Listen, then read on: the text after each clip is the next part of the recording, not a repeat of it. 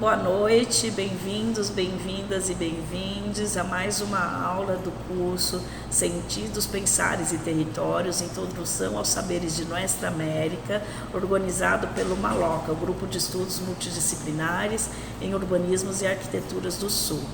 A aula de hoje é a terceira aula do tema Arte e Política, Arte é Política. E a gente vai receber a professora Fran Rebelato, que além de professora é também fotógrafa e realizadora audiovisual, docente do curso de Cinema e Audiovisual da UNILA e desde 2012 tem realizado diversas produções audiovisuais.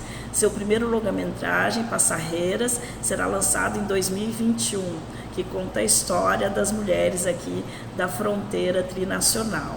Ela também é integrante do MALOCA UNILA e do Grupo Cinematografia, Expressão e Pensamento da Universidade Federal Fluminense. Então agora a aula é com você, Fran. Muito obrigada por estar aqui conosco hoje. Primeiro, boa tarde, né, a todos, a todas, gente. Estou muito feliz de poder compartilhar aqui com vocês hoje, né, um pouco do trabalho que vem fazendo, pensando sobre as fronteiras. Agradecer muito o convite do Maloca, na qual a gente está construindo junto esse espaço, né, mesmo que agora um tempo distante, aí, em função também de estar num processo de doutoramento e nesse momento afastado da universidade, né, retornando aí em setembro também para a sala de aula, para os projetos de extensão, de pesquisa e para todas as lutas da nossa universidade, da UNILA também. Então, vai ser muito bom a gente poder conversar e mostrar um pouco desse último trabalho que eu tenho feito, na verdade, que é o filme Passarreiras, né? Acho que a ideia é compartilhar um pouco todo o processo que se deu de pensamento mesmo e também de realização desse filme, né? Que é um filme que eu começo a trabalhar já há 7 anos atrás, muito motivada por uma trajetória de pesquisa que eu faço desde a graduação, pensando as fronteiras territoriais entre Brasil e com diversos países, né? E atravessando várias áreas do conhecimento, né? No primeiro momento no jornalismo, onde eu fiz minha graduação, onde eu tentei pensar como o jornalismo, a grande mídia, especialmente a partir das suas narrativas fotográficas, mostravam a fronteira entre Brasil, Bolívia e Peru, especialmente naquele momento, né? Tentando mostrar também o quanto a grande mídia é muito pautada, né, por essa questão das contravenções sociais, de tudo que envolve esse universo da estigmatização, né, de uma perspectiva de fronteira. Então, esse foi um primeiro impulso que eu tive de olhar para essas imagens e ver como o jornalismo pensava a fronteira. Depois eu vou para ciências sociais, me encontro com uma pesquisadora que foi minha orientadora no mestrado, que é a Luciana Hartmann, que hoje está na Universidade de Brasília. O doutorado dela, ela é das artes cênicas e também das ciências sociais.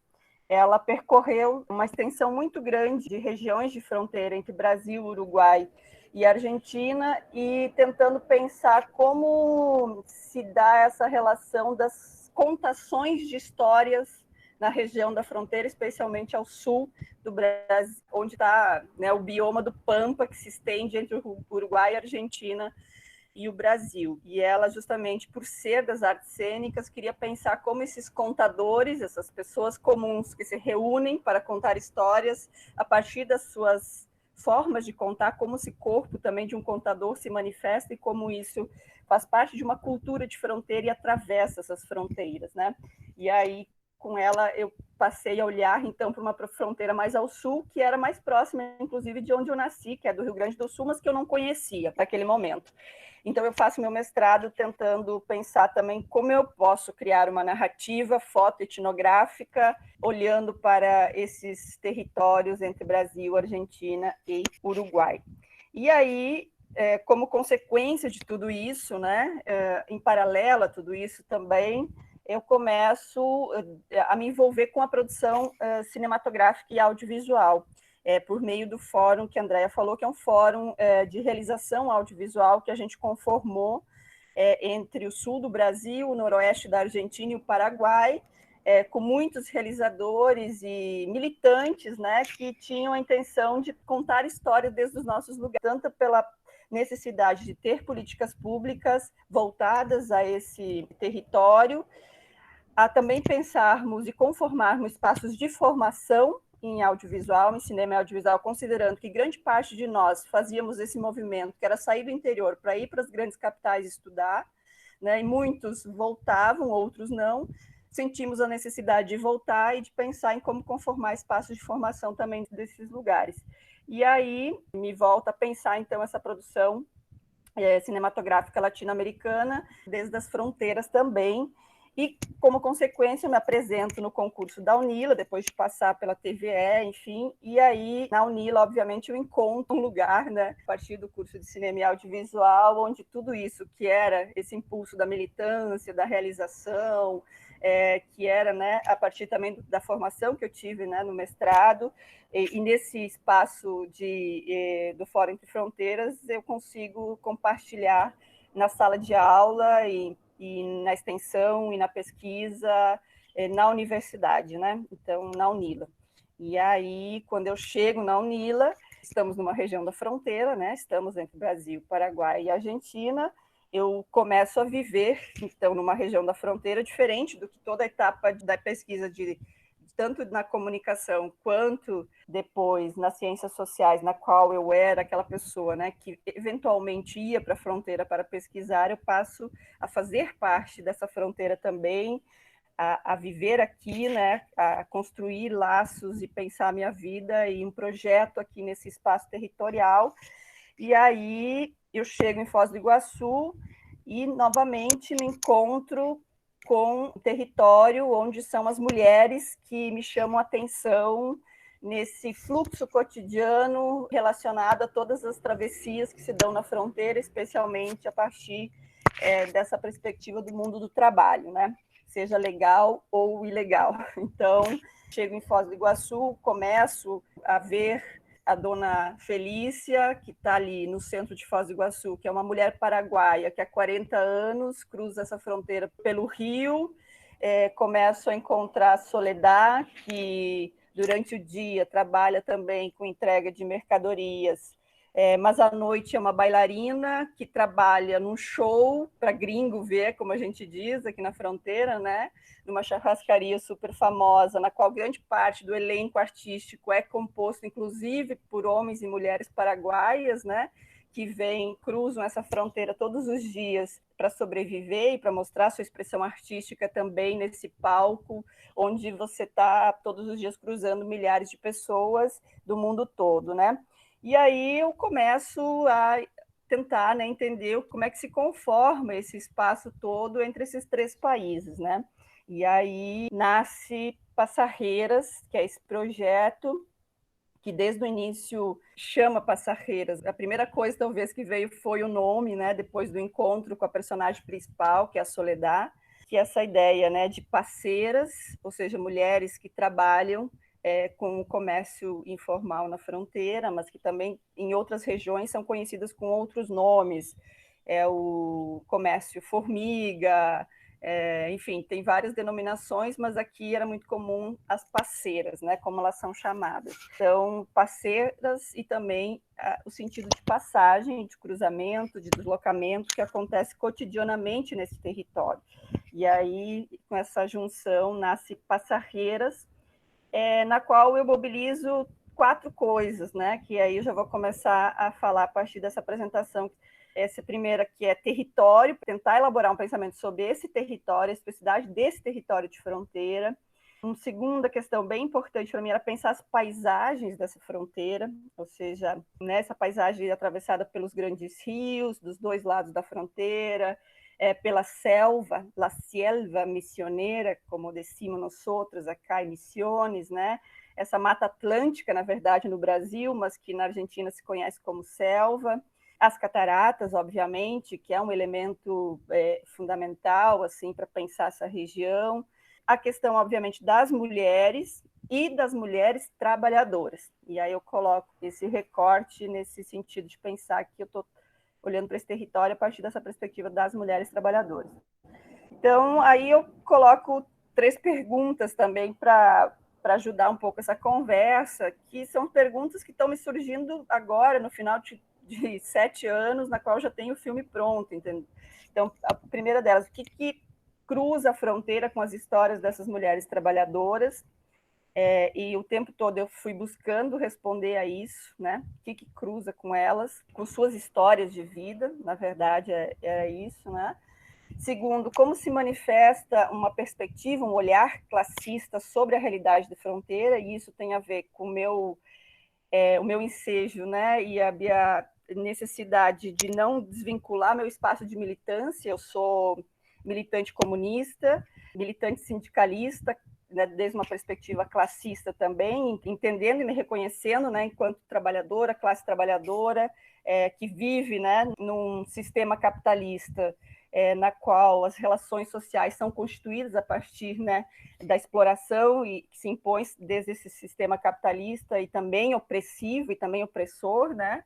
Então, tentando pensar justamente como eu poderia trazer isso para o filme, sem necessariamente construir um filme panfletário, não que isso seja um problema, né? Mas eu queria que atravessasse essa narrativa elementos dessa perspectiva classista que eu estou tentando defender e desde a minha praxis, né, militante, lutar dentro do sindicato e em todos os movimentos possíveis, mas sem necessariamente que isso seja algo assim, né, no sentido mais menos panfletário, mas atravessando outras camadas dessa narrativa. E aí um filme ter sido como Nhanduti, né? Que é essa artesania paraguaia, que é conformada, né, como teias de aranha, né? Que é uma artesania também feita por mãos de mulheres, majoritariamente no Paraguai, que tem a ver com uma lenda indígena, e sempre me chamou muita atenção, né? Esses fios que se tecem. Então, a partir de tudo isso, eu fiquei 6 anos trabalhando, né, nesse roteiro desse filme, para chegar aonde eu cheguei, né, tentando pensar quem seriam essas personagens, como é que elas atravessam esse território, como é que elas são afetadas por essa paisagem dessa região e tantos outros elementos que vêm à tona quando a gente pensa em Foz do Iguaçu, Cidade Leste e Porto Iguaçu. Antes de começar, é importante dizer também que eu tive como opção fazer esse filme junto com trabalhadoras do cinema, mulheres, minhas colegas professoras. Então, a equipe toda é composta por minhas colegas do curso de cinema, na qual eu nunca tinha trabalhado, desde esse lugar da realização cinematográfica, né? Então, a direção de arte é da Tainá Xavier, que é professora de direção de arte do curso de cinema. A montagem é feita pela Virgínia Flores, que é professora de montagem do curso de cinema. A captação de som ambiente é feita pela Kira Pereira, que também é minha colega. A produção é feita pela Naya Araújo, que não é colega, mas que já estivemos juntas, né, desde o lugar também, tanto da realização quanto da pesquisa. Hoje ela mora em Portugal, mas foi alguém que nós estivemos juntas em vários momentos também, trabalhando aqui no Brasil. Junto com todas elas, nós tivemos estudantes do curso de cinema trabalhando em cada uma dessas áreas, e também estudantes que iam recém se formado, e também, então, uma equipe muito importante, assim, essa conformação também de um espaço de realização entre estudantes, professoras, né, pensando esse território onde nós estamos, né? Então, também teve essa questão que é fundamental, né, de trazer, e que depois, no final, vou mostrar algumas fotos de como é que foi esse processo, né? Também é importante dizer que a diretora de fotografia é a Luciana Bazejo, que não é do curso de cinema, porque no curso de cinema da Unila, quem ocupa esse lugar de direção de professora de direção de fotografia sou eu, né? E aí, óbvio, não queria estar nessa função, primeiro porque já estava na direção e no roteiro, e isso exige, né? E queria também ter, obviamente, a construção desse olhar também sobre esse lugar com uma outra profissional da direção de fotografia. A Luciana, ela é também aqui do Brasil, né? Mas ela estava recém terminando um mestrado em Berlim específico sobre direção de fotografia. Ela topou vir e fazer esse filme juntas também aqui. E aí nós dividimos, o filme ele vai ter 4 camadas narrativas, vamos dizer assim, né? A primeira delas é essa que está aí nessa imagem, que parte dessa interpretação dos mitos, das lendas que estão relacionados com essa natureza toda aqui da fronteira. Por quê? De um lado da fronteira entre Brasil e Argentina, nas cataratas do Iguaçu, dizem, nos contam, né, que quem conformou as cataratas do Iguaçu foi Naipi, né? Na verdade, Deus Mboi, que muito revoltado por perder sua paixão, seu grande amor, que é a Naipi, uma indígena que estava apaixonada por Tarobá. Ele então ficou revoltado, se transformou numa grande serpente e abriu as crateras das cataratas, conformou, né, o que é as cataratas hoje, né? Que então nós temos essa lenda para quem, né, veio visitar as cataratas ou quem vai vir visitar as cataratas, certamente escutará a história dessa lenda. É isso, de uma jovem indígena, Naipi, que se apaixonou por um guerreiro chamado Tarobá, só que ela era prometida, né? Ela é dos indígenas caigangues, né? De uma etnia específica. Ela estava prometida para o deus Mboi, só que ela se apaixonou por Tarobá e um dia, sabendo, né, que ela estava prometida, que ela ia ter que ficar com esse deus, ela resolveu fugir, ela e Tarobá, pelo rio, né, Iguaçu, e nessa fuga, Mboi, muito furioso, resolve, então, castigá-los, se transforma nessa serpente, então, que dá um grande bote. Acho que, se não me engano, tem várias interpretações, essa é a minha interpretação, né? Que ele faz um grande bote e... Mboi que tem forma de serpente, né? Uma grande serpente. Né? Isso, e vai abrir aí uma cratera que vão cair, então, as águas das cataratas, e aí, nesse sentido, dizem que também tem várias versões sobre isso, pelo que a gente pesquisou, né, mas que Naipi seria as pedras e o Tarobá seria uma palmeira que fica visualizando todo o tempo as cataratas, e eles nunca mais, na verdade, vão se encontrar, né? Ou seja, eles são separados, são castigados aí para toda a eternidade ficar separados, e né, no caso do Tarobá tem que ficar contemplando sempre as cataratas, né? E aí essa lenda, ela ganha uma forma aqui na fronteira, no meio dessa questão desse circuito turístico comercial que a gente tem, que atrai o mundo inteiro. Tem vários pacotes de turismo que vende o show da lenda das cataratas, né? Que é essa churrascaria, Rafael Show. Eles fazem, então, um show super tradicional que tem aqui todas as noites, na qual fazem essa interpretação da lenda, mas, para além disso, fazem um outro show latino-americano com várias outras também interpretações, né, de músicas da América Latina. E aí, claro, foi daí que eu começo... Bom, se eu encontro Soledad, que é uma personagem, que é essa mulher que cruza a fronteira todos os dias, de manhã vendendo... de tarde é professora de dança no Paraguai, de noite ela vem para o Brasil e dança e faz o papel de Naipi nesse show, né? Então eu disse, bom, eu tenho que dar um jeito de costurar tudo isso, né? Desde o que é a lenda, o que é esse imaginário, né? Sobre essa região, até o cotidiano dessa mulher trabalhadora e, obviamente, atravessado pela história de cada uma delas, né?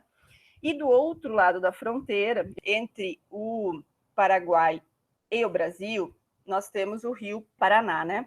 E no meio dele tem uma ilha, que é uma ilha super linda, assim, né? Que a gente atravessa, cruza a ponte e você vê ela à esquerda, né? Da quem está indo aqui para o Paraguai, eu estou no Brasil, estou indo para o Paraguai, à esquerda tem uma ilha que se chama Ilha Acaraí, que é uma ilha que dizem que lá no alto dela vive Jupira, que é uma indígena que está lá esperando seu grande amor, né? Que é dos indígenas acaraienses. Mas também dizem que foi um vulcão, que é um vulcão adormecido essa ilha, né? Chamam de Ilha das Cobras, também porque dizem que tem muitas cobras que habitam essa ilha, enfim, né? Então tem uma série de hipóteses também sobre o que é essa ilha. O fato é que ela está no meio do rio, e lá do alto, Jupira está todos os dias olhando para a fronteira e para essa ponte internacional que foi construída aí, que foi uma intervenção, né, dos dois países sobre essa paisagem. E aí, então, uma das dimensões do filme é isso, como a gente traz um pouco desses mitos, dessas lendas, desses imaginários em relação com a natureza dessa fronteira, tanto de um lado das cataratas quanto do outro a ilha, né? A história da Jupira. E para isso a gente trabalha desde a ficção mesmo, né? Com as mulheres, ou seja, com elas.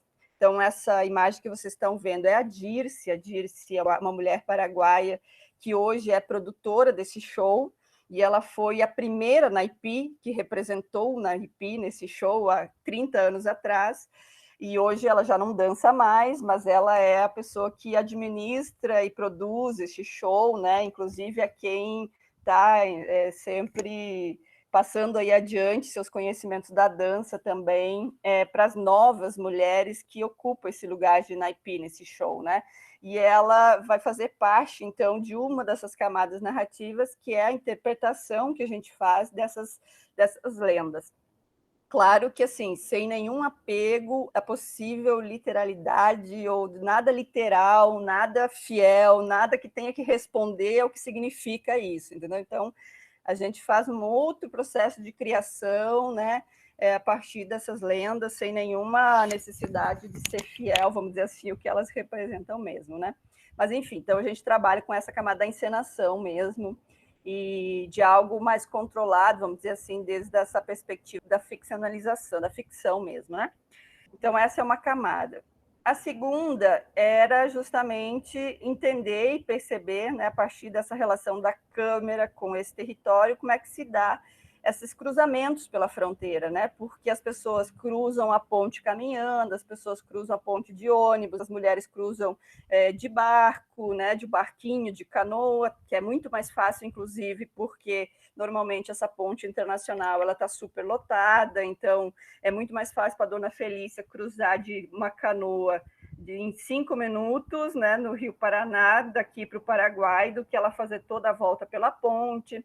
Enfim, então tem toda uma poética que a gente vai pensar, e aí isso vai se construindo a partir desse olhar, né, dessa câmera que se coloca para observar essas travessias, a partir da paisagem sonora e também de uma trilha sonora que é composta pelo colega Marcelo Vilhena, também um dos poucos homens da equipe, mas ele também tem toda uma pesquisa, né, de música e de sonoridades dessa região, e ele compõe uma trilha sonora. O Marcelo é professor de música também da Unila, e ele trabalha muito, né, com elementos musicais indígenas, com instrumentos também, ele estuda flauta, vários tipos de flauta, e ele vai fazer uma trilha pensando também como fazer essa costura toda, desde o que seria o mais literal, né, pensando assim nesse imaginário indígena, até uma outra sonoridade que cria um ruído com esse imaginário, né? Então ele tem um processo criativo muito interessante também a partir dessa trilha sonora. E a poesia, que eu coloco aqui, né, os cruzamentos, a paisagem sonora e a poesia, porque aí eu vou também, durante esse processo todo do filme, escrevendo um livro de poesia, que depois no final eu vou mostrar ele. Então eu tenho um filme, tenho um livro de poesia e tenho uma tese de doutorado que resulta desse processo todo aí. Eu fui escrevendo ele durante o processo de pesquisa do filme. Então, antes de escrever um roteiro para orientar a equipe de filmagem, eu fui trabalhando com relatos, né? Pequenos contos, poesias, que foram guiando, né, esse processo todo, né, de pensar essa história.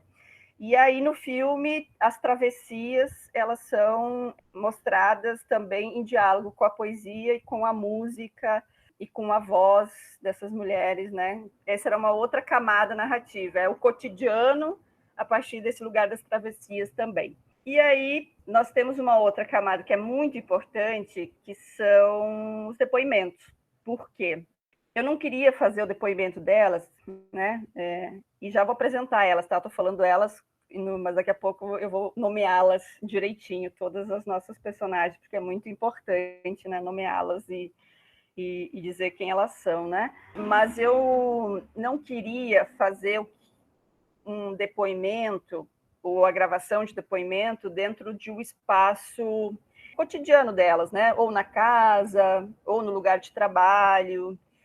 Eu queria deslocar elas do cotidiano, sabe? Eu queria criar uma outra situação, outra experiência também, para que elas se deslocassem mesmo desse cotidiano que elas têm, que todo dia é esse, né? De sobrevivência, de trabalho o dia inteiro, de cuidar dos filhos, de chegar em casa, ter que fazer, né, a refeição para a família toda, e eu queria deslocar elas desse lugar. E aí, junto com a Tainá, nós construímos um espaço. E aí a direção de arte foi muito importante. Uma coisa importante de dizer, os documentários, normalmente, hoje já até um pouco menos, assim, mas historicamente não se considera a direção de arte para fazer documentário, porque acha que não tem que interferir, né? Normalmente é isso. E não, a gente trouxe com toda a força para dentro do documentário a direção de arte. E como a direção de arte atuou, né? Para além de produzir um espaço na qual se deu os depoimentos dessas mulheres, nós também, junto com elas, nós tentamos interferir no cenário do cotidiano delas, ou seja, então, as casas delas, a Tainá foi, olhou as casas, fotografou, e aí perguntou para a Dona Maria. E aí, nós, em cada uma delas, a gente trouxe alguns elementos. Por exemplo, a Dona Maria queria uma toalha nova para a mesa, queria um armário, né, no canto da sala. E aí nós fomos com elas montando, né, também alguns outros, um pouco esse espaço que já era o espaço cotidiano, mas tentando também interferir um pouco nele e trazendo outras coisas que fizessem ela se sentir bem também para expor, né, esse lugar tão íntimo que é a própria casa. Mas, claro, é isso, sempre sem grandes exageros, né, tudo respeitando o que estava ali já colocado, talvez tirando uma coisa que outra, né, para não ficar muito carregado na imagem, para não chamar muita atenção, né, e ao mesmo tempo colocando algumas coisas que elas entendiam que fosse interessante naquela casa, né. E como elas trabalham, grande parte delas trabalha com comércio, e uma das marcas, né, desse mundo da mercadoria aqui em Foz do Iguaçu é a caixa de papelão, nós resolvemos criar um cenário que o material principal era todo de papelão. E aí nós criamos esse cenário, que é dentro de um estúdio, né? A gente fez todo um projeto, né, de colocar esse papelão no fundo. Isso é um material super, né, mais barato possível, que vocês puderem imaginar. Trabalhado de várias camadas, né? E com uma luz, né? Muito aí a direção de fotografia, obviamente, entrou aí com peso nesse processo de criação, né? Para dar esse volume, enfim, né? E trazer essas várias cores que estão, esses tons, né? Desse papelão. A gente cria essa cadeira foi feita também pela direção de arte, montada, mas a partir de uma referência que é a cadeira, que é a Císia Cable, né? Aqui nessa região toda da fronteira, mas não só, né? Tem várias outras regiões, países da América Latina, que essa cadeira ela é muito... Tá na casa de todo mundo. E aqui no Paraguai, todas as casas delas tinham essa cadeira. Então, nós resolvemos fazer uma cadeira especial, né? A nossa Cília Cine, que é a cadeira que acolheu ela e que acolheu as histórias de vida dela. E aí nós criamos um dia, né, especial na vida delas, assim, que elas pararam de trabalhar, tipo, hoje não vão trabalhar, que é algo muito difícil na vida dessas mulheres, de não passar um dia sem trabalhar, né? E aí foi um lugar que elas se reuniram, elas se conheceram, grande parte delas. É importante dizer também, mas antes das filmagens, nós fizemos uma roda de conversa com elas, entre nós, mulheres da equipe, elas, mulheres personagens, as mulheres do Itaú Cultural, que estavam financiando o projeto, vieram para cá também, e nós fizemos um grande encontro de contação de histórias nossas, né? E para justamente nos aproximarmos todas e poder quebrar esse gelo aí antes de a câmera entrar, né, nessa relação toda, enfim. Apesar de que eu conheci elas há muitos anos, né? Então eu tinha um vínculo já 5 anos, né, que eu conheço, fui construindo esse vínculo com elas, né? Mas aí a equipe toda é sempre assustador, né? Porque no fim das contas a gente estava quase em mais de 10 pessoas. Então a gente tentou também criar assim esse espaço de estarmos juntas, enfim. Bom, aí nesse dia dos depoimentos, então elas se deslocam, né, do cotidiano, vão para esse lugar onde a gente cria esse cenário. A Tainá faz toda uma produção também e todo um pensamento, né, da direção de arte, de qual cor da roupa e da sacola que elas carregam nessas travessias, ou enfim, dos elementos, uma cor para cada uma, entendeu? Cada uma tinha algo que definia ela, né? E aí essas roupas também são roupas que foram feitas para elas, para essa situação, né? E aí elas não vestiram a roupa cotidiana que a gente vai ver no filme depois em outras cenas, né? E aí é o dia que elas contam as histórias delas, que elas contam as histórias de vida, que elas narram o cotidiano. A gente no filme também se desloca para esse lugar, para ouvi-las, olhando para os rostos delas, né? Olhando para esse olhar direto para a câmera, e numa outra relação que não essa voz em off que vai narrar o cotidiano, enfim. Então também isso era importante para mim, assim, eu não queria essa voz dela sobrepondo o que a gente já vai ver de outra forma, né, a partir da observação do cotidiano que a gente filma também, mas que fosse um momento de fato especial para elas, mas também para o espectador que vai sentar ali e vai ver naquele momento, ouvir só a história dela, né, olhar para o rosto delas e para a entrega que elas estão fazendo da história delas. E aí vem as personagens, né? Vou contar um pouquinho de cada uma delas. E claro, já falar que aí a quarta camada, na verdade, narrativa é o cotidiano mesmo, né? As casas, o mundo do trabalho e como se dão especialmente as relações intergeracionais entre mãe, filhas e netas, né? Porque grande parte delas também eu trabalho com núcleo familiar. Então, as personagens, por exemplo, essa é Soledad, que é a personagem principal, essa é a filha dela, Carmen, e Andréia, que é a mãe dela. E aí eu vou, então, a Soledad é que costura toda a narrativa, porque a Soledad, ela é tanto, né, como eu falei, a comerciante quanto a artista e a professora de dança, então ela me une, né, uma série de mundos, vamos dizer assim, né? Tanto de formas de trabalho quanto de diferentes perspectivas sobre a fronteira.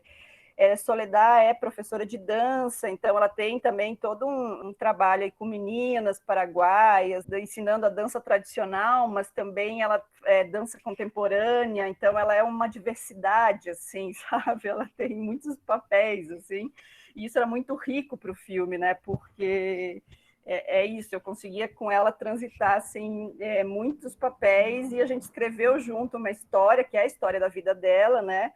Guiando o roteiro a partir desse percurso todo entre vários papéis que ela tem aí, né, nas relações de trabalho dela. Aí entra no mundo das personagens, então a Soledad aí antes de acordar, mas ela como professora das meninas lá do Paraguai. Aqui a Andréia, né, que é cozinheira, é a mãe da Soledad, que tem uma história de vida incrível, uma mulher que a mãe dela, inclusive, foi costureira da Guerra do Chaco, era comerciante. A Grande Guerra, na verdade, no Brasil a gente conhece como Guerra do Paraguai, a guerra que aconteceu entre Brasil, Paraguai, e Argentina e Uruguai, financiada, obviamente, aí pelo imperialismo da Inglaterra. Mas, enfim, que o Paraguai é devastado naquele momento, né? Inclusive uma geração toda de homens foram mortos pela guerra. Uma das últimas batalhas foi a Batalha de Acostanhú, que é uma batalha que foram os meninos e idosos, né, que não tinha mais homens da idade de ir para o exército, né, para ir para o fronte, e aí meninos, crianças e idosos são vestidos, né, de militares e são mandados aí para o fronte e são exterminados, e são as mulheres, né, isso se diz muito no Paraguai, são as mulheres que reconstroem as Paraguai a partir da Grande Guerra, né? Isso está contado de alguma forma também no filme, porque a Soledad, por exemplo, tem uma das principais músicas que ela trabalha com as meninas paraguaias, quando ela vai trabalhar, né, a música tradicional paraguaia, é a música que se chama Batalha de Costanhú. E são meninas que interpretam, na verdade, o episódio que aconteceu com meninos, né? Então, também isso entra, né, de alguma forma no filme. A Guerra do Chaco, né, é uma guerra que aconteceu entre Bolívia e Paraguai, está ligado aí a uma disputa territorial, né, especialmente por, se eu não me engano, eu não vou lembrar qual é o minério aí da região dos Andes que estava em disputa, mas é também uma guerra, né, que o Paraguai perde mais uma grande parte do seu território. Então, tanto na Grande Guerra quanto na Guerra do Chaco, o Paraguai é dilacerado, vamos dizer, nas duas, tem aí seu território muito diminuído, né, em função dessas disputas, exatamente, né? Estão colocando em ambas, são redefinidas essas fronteiras territoriais, né? Entre o Paraguai e esses países. E aí é isso, a mãe da Andréia, para chegar à história, por que eu estou contando isso? Porque a mãe da Andréia, por exemplo, que essa senhora foi costureira, né, dessa guerra, e a Andréia trabalhou em Assunção junto com a mãe depois no Mercado 4. O Mercado 4 é um mercado popular no centro de Assunção, que é a capital do Paraguai, sempre trabalhando fazendo alimentos, vendendo, né, na feira popular. E a Andréia vem para Foz do Iguaçu, ainda antes da Soledad nascer, e aqui começa a trabalhar com comércio também né, com essa passagem de mercadorias na fronteira, né? E é daí que a Soledad também depois acaba, obviamente, herdando, né, vamos dizer assim, esse ponto de venda. Por que eu falo isso também? Porque é muito comum nessa tradição de trabalho das mulheres parceiras ter isso de passar de mãe para filha, né? O ponto de venda, os clientes, por quê? Porque essas mulheres, na verdade, elas pegam mercadoria no Paraguai, trazem para o Brasil, e normalmente elas têm clientes, né, que esperam, né, para trazer a mercadoria, fazem as encomendas, e aí tudo isso vai passando, né, de mãe para filha, enfim. E aí a Andréia é essa história dessa mulher, né, que vem de Assunção, se fixa aqui nesse território, e hoje ela trabalha com alimentos. E a Andréia, a Carmen, na verdade, que é a filha da Soledad, é uma nova geração, está fazendo faculdade, está fazendo veterinária, e foi muito interessante que nos dias que nós estávamos filmando, estava tendo greve na universidade, não estava tendo repasse de recurso, então ela foi para a greve, foi para os paros, né, como ela disse, e é legal porque no filme acaba aparecendo um pouco dessa história da Carmen, dialogando com a Soledad, né, e a Soledad dizendo, não, você tem que ir para as greves, se tenho que ir, eu vou junto também, enfim, super dando spoiler, mas é isso, tinha também esses elementos aí, dessa conversa entre mãe e filha, então, com a Andréia, né, através dessa questão relacionada ao mundo do comércio, com a Carmen, o diálogo de Soledad, esse outro lugar de uma jovem estudante, que ajuda a mãe a cruzar, às vezes, e trazer mercadoria para o Brasil, né? E também a Carmen acaba fazendo esse papel. Bom, essa segunda personagem é Felícia. A Felícia é paraguaia também. Ela mora do outro lado do Rio mesmo, né? Num bairro chamado bairro Remancito, que fica bem colado aqui com o Brasil mesmo, né? E ela atravessa aí, obviamente, que não todos os dias de canoa, né? Mas uma das travessias de canoa, especialmente no final do expediente dela. Então, ela vem, pega frutas e verduras, né, no Paraguai, atravessa, cruza a ponte, tem uma banquinha aqui em Foz do Iguaçu, no centro da cidade de Foz do Iguaçu, passa o dia aqui, enfim, e durante o final do dia ela volta normalmente de canoa, né? E para vir de manhã ela vem, talvez, às vezes de carro, às vezes de ônibus, depende muito de como ela se organiza. E ela trabalha com a Nora, né? Que é o núcleo familiar que eu vou filmar, a Cíntia, e aí eu vou acompanhar o cotidiano delas, né? E a Felícia também é filha de uma mulher que, infelizmente, inclusive, faleceu agora, fazem 5 meses. A mãe da Felícia também sempre foi parceira, sempre também cruzou, né? Então a Felícia aprende a fazer isso também com a mãe. Na época, na década de 70, que era, cruzavam antes da ponte internacional, 60, por ali, cruzando com farinha. Elas cruzavam trazendo farinhas e açúcar, né? Era o principal, mas farinha era o principal alimento que elas traziam, né? E aí ela aprendeu com a mãe e faz mais de 40 anos que ela cruza. Ela tinha 8 anos quando ela começou, né, a cruzar a fronteira. E criou todos os filhos dela com isso, né, cruzando a fronteira, e os filhos dela, alguns trabalham com elas, outras não. E é muito interessante porque aí, no bairro Remancito, onde elas vivem, ela tem várias filhas, né, ela tem, grande parte das filhas são mulheres também, e eles têm um espaço comunitário, né, assim, que dá bem para o rio, e de fundo tem Foz do Iguaçu. Todos os finais de tarde eles se juntam para jogar vôlei. É uma mulherada assim que joga vôlei, que, enfim, tem toda uma sociabilidade ali muito legal do bairro, enfim. E aí a gente filmou isso também, né? Esse momento ali dessa sociabilidade, que é muito também. E aí a cidade é interessante que as imagens, né, tem a cidade de fundo de Foz do Iguaçu, né, o prédio alto, enfim, um pouco de natureza e aquele campo de vôlei. É muito interessante essa imagem também, e daquelas mulheres todas jogando ali e se divertindo depois de um dia, né, de trabalho. Mas é algo que elas mantêm assim, muito. Bom, aí aqui a nossa próxima personagem, né, que é a Alexandre, que é essa menina maravilhosa, que é indígena Macá, e a Suzy, que é a avó dela. Então, é avó e neta.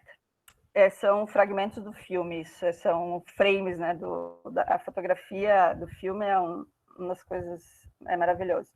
Os macás, esse povo macá, só tem no Paraguai, né? São os indígenas, que é um povo único, que está no Chaco do Paraguai, que é essa região onde aconteceu a guerra do Chaco específico, né? Que está aí na fronteira entre Bolívia e Argentina.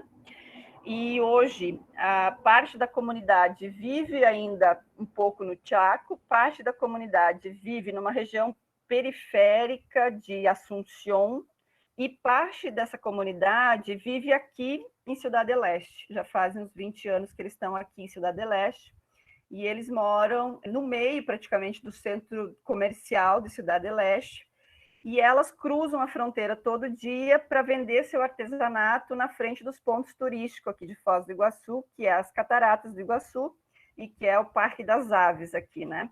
O artesanato deles é um artesanato de tecido, né, de linha, então elas fazem bolsas, umas que são bem assim específicas e outras que são mais parecidas com essas peruanas, né, que a gente tem, que nosso imaginário já leva, né, para os Andes, é bem parecido com esse imaginário andino mesmo, né, de trabalho com tecido, e um outro tecido assim diferente, assim, que eu acho que é bem específico deles, né?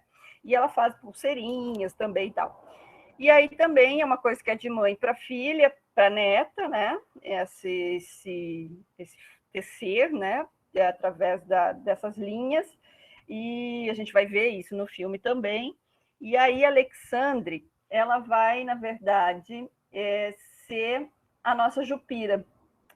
Ela vai ser, a Alexandre vai ser a personagem que vai com a gente para a ilha. E aí nós vamos filmar na ilha. E a gente vai para a Ilha Caraí, a Ilha das Cobras. A gente atravessa esse rio com elas e a gente trabalha esse imaginário entre Paraguai e Brasil através dessa Jupira, a partir de uma releitura junto com o Alexandre. E é algo que foi bem, enfim, foi quando a gente estava filmando, em vários momentos eu me questionei se isso, o que a gente estava fazendo, mas foi muito generoso assim por parte de todos eles, e foi muito divertido também fazer essa construção, assim, ir para a ilha, viajamos de barco. Aí a dona Felícia, que é a que atravessa de canoa, virou produtora do filme, porque ela não queria filmar, chegou nos dias na véspera do filme, não queria filmar, porque ficou toda, né, não quero mais, não sei o quê, não estava se sentindo. Daqui a pouco era produtora do filme, e aí o filho dela já nos ajudou a encontrar o barco para ir para a ilha. Ela foi para a ilha para a gente, para ver a filmagem com as outras personagens. E aí já, enfim, já foi assim uma entrega total delas também, acompanhando essa filmagem do universo das outras mulheres que não necessariamente estava relacionado com o dela, né? E foi muito bacana, assim, porque aí a Suzy, a Alexandre e a Felícia conviveram juntas também, mulheres que, né, jamais conviveriam, talvez, e estão no mesmo território, cruzando todos os dias, talvez nos mesmos horários por esses lugares, enfim, obviamente, e com histórias de vida também, obviamente, muito parecidas, né? Claro que com as suas particularidades, mas aí esse é o outro universo, então, das indígenas macás, que fazem parte também de um espaço importante no filme, né? E aí temos a Maria, que é a nossa representante brasileira, né? Maria é uma mulher que também morava em Toledo, né? E há 30 anos atrás resolveu vir, deixou as filhas, 2 filhas que ela tinha, com a mãe e resolveu vir tentar a vida aqui em Foz do Iguaçu. E aí, desde que ela chega, e é muito legal que ela conta, assim, que ela diz, eu cheguei, a primeira coisa que eu fiz fui para as cataratas, fui para a Cidade del Este, fiz todo esse roteiro, porque eu tinha uma vontade de conhecer essa fronteira. E aí, no outro dia, ela começou a trabalhar já na casa de uma família, mas, ao mesmo tempo, ela ia nos finais de semana visitar as filhas e começou a levar mercadorias, né, do Paraguai para Toledo, que é uma cidade próxima daqui, né, aqui no interior do Paraná. E aí já começa a trabalhar com comércio também. Aí depois ela traz as filhas para Foz do Iguaçu, e as filhas, obviamente, se fixam hoje em Foz do Iguaçu, estão em Foz do Iguaçu, né? Essa é uma das filhas dela, que estava recém tendo um bebezinho naquele momento das filmagens, então foi muito legal porque a gente filmou vários momentos também dessa conversa familiar desse bebê novo que chegou na família. E também tem a Cleide, que é uma taxista. A Cleide é filha da Maria, né? Também trabalha com o táxi, são muitas mulheres taxistas aqui em Foz do Iguaçu. Isso foi uma coisa que me chamou a atenção também lá no início, quando eu comecei a pensar a história. Nós temos aqui em Foz do Iguaçu mais de, se eu não me engano, na época, né, era mais de 100 mulheres taxistas, o que para Foz do Iguaçu é um universo muito grande. E aí me interessava muito também pensar nisso, né? Como essas mulheres estavam num lugar historicamente ocupado por homens, né? Ainda, né? Ocupados por homens majoritariamente, né? Em grande parte dos lugares. E aí a Cleide participa do filme, não só dando o depoimento dela, mas como nos ajudando nessas travessias. Assim como a Dona Maria, ela vai para o Paraguai buscar mercadoria todo dia de mototáxi. E a nossa mototaxista também é uma mulher lésbica, inclusive, que é uma das poucas mototaxistas lésbicas que a gente tem aqui em Foz do Iguaçu. E é muito legal isso, porque a gente conheceu ela durante o processo de fazer o filme, ela super topou, e a gente também, as travessias se dão de mototáxi com ela, também com a mototaxista, né? Essa imagem eu trouxe, né, que é uma referência só para pensar um pouco em como a direção de fotografia trabalhou com esses elementos todos da cor, né, dessa paisagem de fronteira, né, a paleta de cor, né, e como essa paleta de cor é muito intensa da fronteira, né, o azul, né, essa coisa desses tons avermelhados da terra, o marrom avermelhado, a natureza, né? Enfim, tudo isso foi assim um grande laboratório, vamos dizer assim, para a diretora de fotografia criar e aí ela vai trabalhando, né, com tudo isso a partir desses universos. Aqui o artesanato, né? Aqui a ilha, isso aqui é dentro do Parque do Iguaçu, na Mata Atlântica, aqui as Cataratas do Iguaçu, enfim, ela vai, então, também fazer todo um trabalho aí maravilhoso de pensar como capturar, né, toda essa vida, né, de cores e de contrastes, enfim, que você tem nessa região da fronteira. Bom, aí, então, um pouco dos bastidores, né, das mulheres, aqui a equipe de som, a Denise, que é estudante formada já do curso de cinema, nós filmando dentro de um barquinho, cortou aqui um pouco a foto, mas a gente na canoa, né, filmando. Aqui é um lugar super bacana que a gente encontrou, que visualizava a ponte, que a gente fez uma performance também, porque a Soledad também vai fazer uma dança e uma performance no filme. Aqui também, mais algumas coisas, né, dos bastidores. A Kira, do som também, né, na canoa, atravessando. A Líbia, que é uma estudante que está ali com a claquete, né, que é uma estudante colombiana, que hoje já até terminou o mestrado na UNILA. Nossa equipe, que tem também a Lucia, que também... isso é importante, nós tivemos participação também de parte da equipe de argentinas, que é a Lucia, que é uma produtora argentina que veio nos ajudar durante alguns dias, que já filmou muito nessa região, conhece muito essa região, e a Sabi, que é a Sabi Bus, é uma atriz e também diretora de atores da Argentina, que me ajudou a pensar nessas encenações, né? A dirigir essas mulheres nas encenações e nas partes que tem dança e que tem performance. Aqui a Dona Felícia, né, com o Mate, ali a Cíntia, que é a nora dela. E aí aqui mais algumas cenas, né, das gravações também, nos bastidores, né? O pessoal do som é sempre muito divertido, né? Vocês estão vendo a menina com o microfone, a Denise jogada no chão, eles têm que sempre se esconder da câmera. Então, é muito legal os bastidores, né? E aí aqui um pouco da Felícia, a mãe dela ali em cima, nessa foto pequena também. E aí eu só faço o merchan do livro, mas é porque é importante, porque o livro Fronteiriça, né, que é o livro de poesia, ele é resultado dessa pesquisa toda do filme, né? Então, claro que não só, né? Ele começa com o filme, mas ele depois percorre outros caminhos também que eu vou fazendo, né, ao compartilhar esse processo do filme, ao conversar com pessoas, no meu doutorado no Rio de Janeiro, que é sobre cinemas de fronteira, sobre fronteira, então ele vai fazendo aí um percurso também junto comigo a partir da pesquisa do filme. E aí eu vou ler a poesia, que é o que costura também o filme. Tudo costura, né? Vamos lá. Vou ler então o filme que se chama Manifiesto de la Mujer Transfronteiriça. E eu vou ler em espanhol, portunhol, na verdade, né? O portunhol selvagem, como a gente fala, que é esse portunhol que mistura o português, o espanhol, o portunhol, nada muito correto, um pouco atrapalhado, que às vezes entra um guarani, e, enfim, o Diopará, que é a mistura entre o Guarani e o espanhol, ou seja, no cotidiano de Cidade do Leste, as nossas personagens falam Diopará, não é o Guarani necessariamente.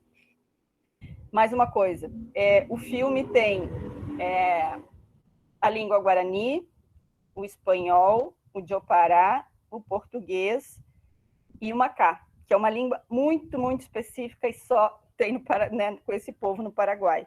Então, além de tudo isso, tem toda essa questão dessas várias línguas que se encontram no filme. Então, vamos lá. Manifiesto de la Mujer Transfronteriza. Traficava em sua garganta umas palavras dulces, em sus párpados el peso de la paisaje. Los ojos ríos tenían gana de abraçar el verde de la selva. Em su cuello cargava um sudor misionero. Las espaldas, marcadas por el tiempo de sueños, cargavam cataratas. Su vientre, roto por la violencia del bombero. En los pies sentía el enamoramiento por el cruce. Cruce por el puente, cruce de colectivo, cruce de balsa, cruce en la mirada soñadora. Cargava também em essa bolsa negra ou azul os desejos de suas hijas, la inconformidade com la injusticia, el odio por la plata gananciosa de sus patrones, pero necessitava. Tinha la sangre entreverada com la tierra como um Nhanduti. Trenzava seus cabelos negros e seus passos apresurados. Sangre guarani, paraguaia, argentina, brasileira. Um palavreado confuso desde o portunhol, Diopará, um idioma selvático. Que mulher era essa? Perguntaram todos por aí na fronteira.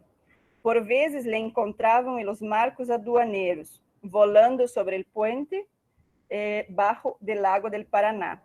Em las legendas, nel grito forte de las quedas de água, las que estão submersas, las que estão visíveis. Que mulher era essa? Gritavam do outro lado da fronteira. Mulher, mulher, cunhá, transfronteiriça, essa que é passageira. E aí eu vou mostrar o trailer, que ainda não é o trailer oficial, mas para que vocês vejam a materialidade dessas imagens um pouco em movimento.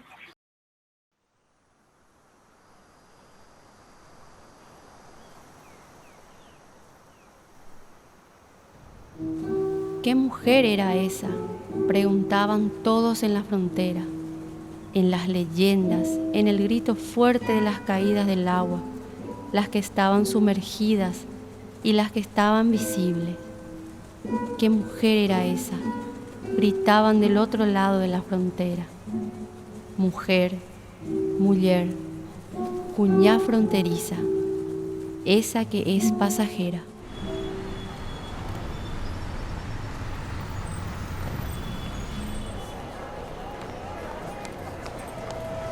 Hola, Lilian.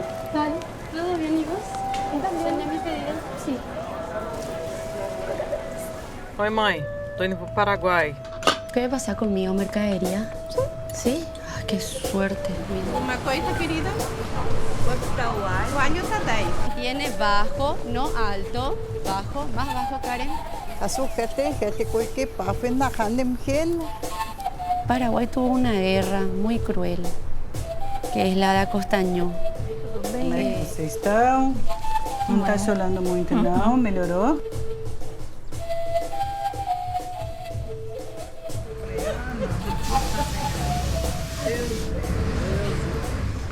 Yo hice de todo. Pasé, hice coreografía, enseñé. Me parece que no voy a poder hacer todo una vez, mami. Demasiado ya.